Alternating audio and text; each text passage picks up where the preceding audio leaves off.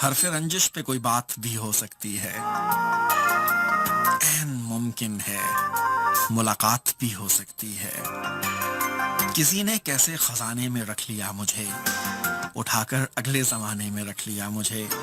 वो मुझसे अपने तहफ़्फ़ुज़ की भीख लेकर गया और अब उसी ने निशाने में रख लिया मुझे।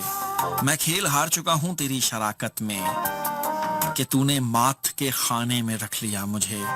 मेरे वजूद की शायद यही हकीकत है कि उसने अपने फसाने में रख लिया मुझे।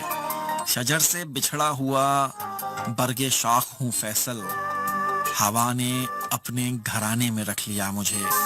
किसी ने कैसे खजाने में रख लिया मुझे, उठा के अगले जमाने में रख लिया मुझे।